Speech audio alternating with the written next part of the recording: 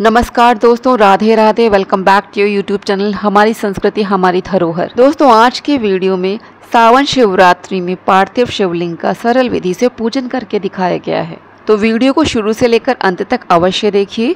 Channel को subscribe नहीं किया हो तो चैनल को सब्सक्राइब कर लें, जिससे मेरे नए वीडियोस की नोटिफिकेशन सबसे पहले आपको मिल सके। वीडियो यदि पसंद आए तो इसको लाइक और शेयर अवश्य करिएगा। सावन शिवरात्रि पार्थिव शिवलिंग पूजन के लिए सबसे पहले आप एक चौकी पर सफ़ेद वस्त्र बिछाइए, उसके ऊपर थोड़े से पुष्प रखिए, उस पर माता पार्वती, गणेश जी, कार्तिकेय जी, नंदी जी और भगवान शिव की फोटो को स्थापित करिए। आपके पास यदि शिव परिवार की मूर्ति हो तो आप यहाँ पे मूर्ति भी रख सकते हैं। चौकी पर दाहिनी तरफ देसी घी के दीपक को स्थापित करके प्रज्वलित करिए। अब किसी शुद्ध पात्र में रुद्राभिषेक करने के लिए पार्थिव शिवलिंग को स्थापित करिए। रुद्राभिषेक का जल जिस पात्र में गिरेगा उससे थोड़ा ऊंचाई पे हमने शिवलिंग को यहाँ स्थापित करा है। अब सर्वप्रथम हम ओम नमः शिवाय और गणेश जी का स्मरण करते हुए जल से अभिषेक कर रहे हैं। यहाँ हम गंगा जल मिश्रित जल से अभिषेक कर रहे हैं। अब हम गाय के कच्चे दूध से अभिषेक कर रहे हैं। पुनः जल से अभिषेक हो रहा है। अब हम दही से अभिषेक कर रहे हैं। पुनः जल से अभिषेक कर रहे हैं। अब घी से अभिषेक कर रहे हैं। पुनः जल से अभिषेक कर रहे हैं। अभिषेक करते समय जलाधारी का मुख उत्तर की तरफ होना चाहिए। अब हम यहाँ शक्कर से अभिषेक कर रहे हैं। अब जल से स्नान हो रहा है। अब शहद से स्नान हम करवा रहे हैं। पुनः जल से स्नान कराया जा रहा है। हमें शिवलिंग को बहुत अच्छी तरह से पानी से साफ़ कर देना चाहिए। उस पर कुछ भी लगा नहीं रहना चाहिए। जैसे हम नहाते समय अपनी सफाई करते हैं और हमें भी कुछ बदन में लगा रहता है तो हमें अच्छा नहीं लगता। इस तरह से हमें इनको भी साफ़ करना है। उनके ऊपर दही दूध आदि कुछ भी नहीं दिखना चाहिए। अब हम पंचामृत से स्नान करवा रहे हैं। पुनः शुद्ध जल से स्नान करवाया हमने। अब अंत में हम यहाँ पर गंगा जल से भगवान शिव का अभिषेक कर रहे हैं। अभिषेक करने के बाद भगवान का स्नान हो जाता है। इसके बाद इनका पूजन किया जाता है। आप चाहें तो इसी में आप इनका पूजन कर सकते हैं, ये जो आपकी परात दिख रही है। अन्यथा आप इनको बाहर निकाल कर बाहर भी इनका पूजन कर सकते हैं। तो हम यहाँ इनको बाहर निकाल कर फिर अलग से इनका पूजन करेंगे। इस अभिषेक के जल को पूरे घर में हम छिड़क देंगे, अपने ऊपर भी छिड़क लेंगे, फिर इसको गमले में डाल देंगे। तुलसी के गमले में इसको नहीं डालना है। अब हम 4 बार यहाँ पर जल चढ़ाएंगे। अब हम यहाँ पर कलावे में इत्र लगाकर सभी को वस्त्र रूपी कलावा अर्पित करेंगे।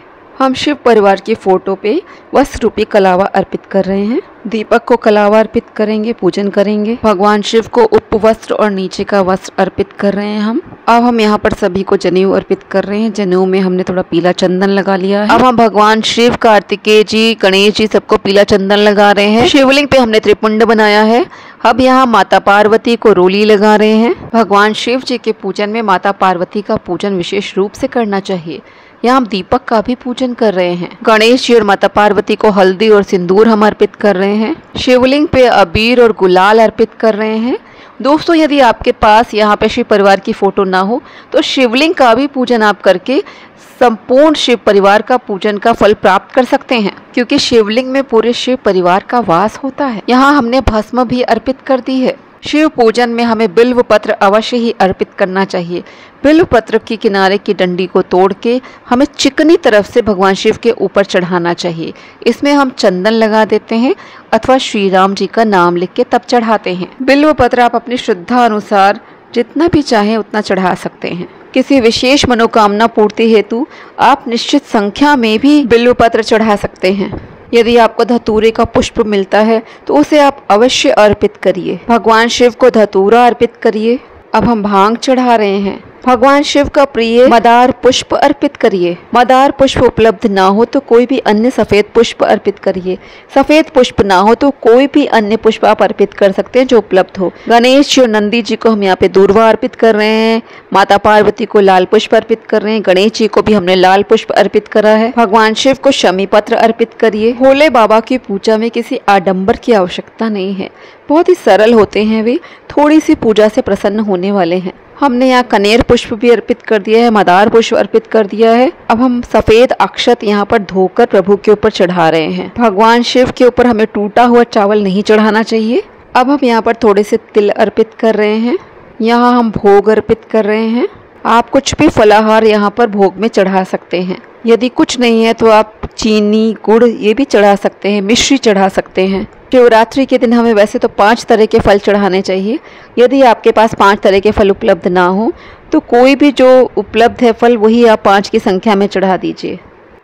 यहाँ पार्वती माता को सुहाग सामग्री हमें चढ़ानी चाहिए, क्योंकि माता ही हमारे सुहाग की रक्षा करती हैं और हमें आशीर्वाद देती सदा सुहागन रहने का। आप लाल चुनरी चढ़ा सकते हैं। यहाँ मैंने हरी चुनरी चढ़ाई क्योंकि सावन है। अब हम यहाँ पर धूप दीप दिखाएंगे। अब हम यहाँ पर अंत में जल का भोग लगाएंगे और हाथ में पुष्प और अक्षत लेकर सावन शिवरात्रि की कथा सुनेंगे। शिवरात्रि व्रत कथा।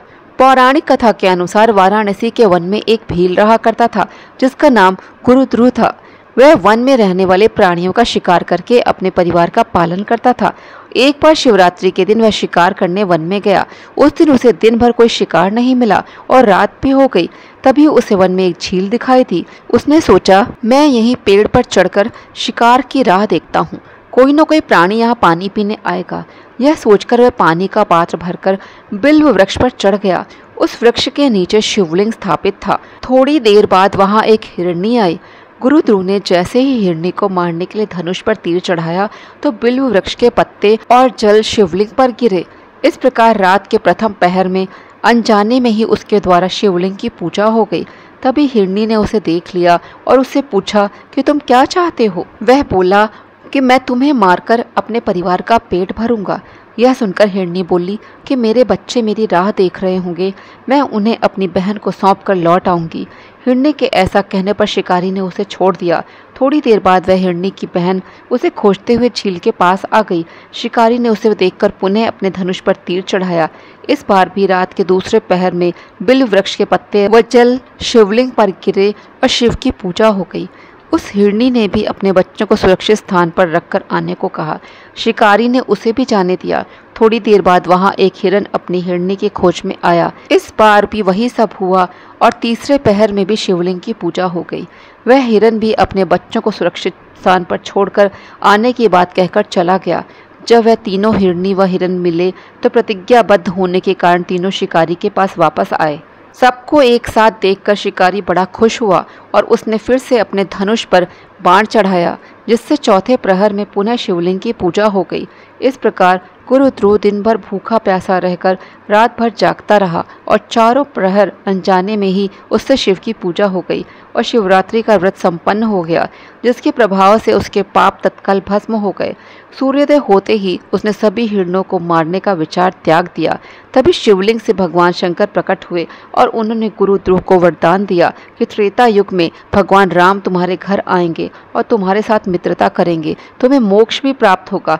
इस प्रकार अनजाने में किए गए शिवरात्रि व्रत से भगवान शंकर ने शिकारी को मोक्ष प्रदान कर दिया। इस प्रकार कथा सुनने के बाद अक्षत और पुष्प को वहीं चौकी पर भगवान शिव के समक्ष चढ़ा देंगे। अब आप यहाँ पर रुद्राक्ष की माला से भगवान शिव के मंत्रों का जाप भी कर सकते हैं, रुद्राष्टकम का पाठ कर सकते हैं, भगवान शिव के 12 ज्योतिर्लिंगों का नाम ले सकते हैं, शिव तांडव का भी पाठ कर सकते हैं। अब अंत में हम यहाँ पर कपूर से आरती कर रहे हैं। आप घी का दीपक भी आरती के लिए बनाइए, उससे भी आरती करिए और अंत में कपूर से आरती करिए। हमें गणेश जी, कार्तिकेय जी, पार्वती जी और भगवान शिव की यहाँ पे आरती गानी चाहिए। यदि आपके पास टाइम नहीं है तो आप गणेश जी और भगवान शिव की आरती अवश्य गाइए। दोस्तों, पार्थिव शिवलिंग का हमें विसर्जन पूजा करने के बाद उसी दिन करना होता है। कुछ विशेष तिथियों पर जैसे कि शिवरात्रि या तीज में हम दूसरे दिन इनका विसर्जन करते हैं। दोस्तों, अंत में यहाँ पर दक्षिणा अवश्य चढ़ा दीजिए, ये पूजा में रही कमियों को दूर कर देता है। पूजा करने के बाद आप फलों को और मिठाई को यहाँ से हटा सकते हैं। परिवार के सभी सदस्य इसको प्रसाद रूप में ग्रहण कर सकते हैं। आप दीपक बुझने के बाद दीपक की बत्ती निकाल लें, उसके नीचे जो अक्षत रखा है, कलावा रखा है, उसको भी निकाल के इनका विसर्जन कर दीजिए। जल को यदि आपने शाम को पूजा करी है तो चंद्रमा को अर्घ देते हैं, दिन को पूजा करी है तो आप सूर्य को अर्घ देते हैं। यहाँ जितने भी पुष्प आपने चढ़ाए हैं उनको आप एकत्रित कर लें, इनका भूमि विसर्जन कर सकते हैं, गमले में विसर्जन कर सकते हैं। शिवलिंग का विसर्जन करने के लिए शिवलिंग पर चढ़ाए गए पुष्प और बेलपत्रों को हम हटा रहे हैं। बिल्व पत्रों को हम धोकर पुनः शिव पूजन में इस्तेमाल कर सकते हैं। पुष्प, धतूरा और जो अन्य चीज़ें हमने चढ़ाई हैं इनका हमें विसर्जन करना होता है। विसर्जन हम घर पर ही करते हैं। इनका विसर्जन करने के बाद उस जल को या मिट्टी को हम पुनः गमलों में डाल देते हैं। याद रखना है आपको कि तुलसी के गमले में इसका कुछ भी विसर्जन नहीं करा जाता है। पूजा में चढ़ाई गई दक्षिणा किसी ज़रूरतमंद को आप दे सकते हैं। सुहाग सामग्री में से कुछ सामान आप अपने लिए इस्तेमाल कर सकते हैं, बाकी का आप दान कर सकते हैं। घर में जेठानी आदि को ये सुहाग सामग्री आप दे सकते हैं। पूजन के बाद इस फोटो को हटाकर आप पूजा घर में रख सकते हैं। शिवलिंग का घर में विसर्जन करने के लिए एक शुद्ध पात्र में आपको गंगा जल मिश्रित शुद्ध जल लेना है। इसमें थोड़ा सा इत्र डालें, पुष्प डालें।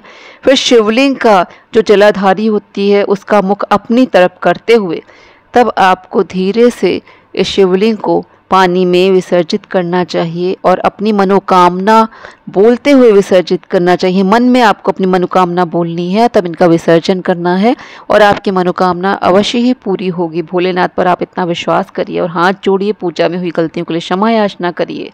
विसर्जन के बाद इस जल को और इस मिट्टी को आप गमले में डाल देंगे, किंतु आप यह जल और मिट्टी तुलसी के पौधे में नहीं डालेंगे। तो दोस्तों, अब आज का वीडियो यहीं पे समाप्त करती हूँ। मिलती हूँ फिर किसी अन्य वीडियो के साथ। आप अपना ख्याल रखें। आप सभी को सावन शिवरात्रि की हार्दिक शुभकामनाएं। जय श्री कृष्णा, जय श्री राधे।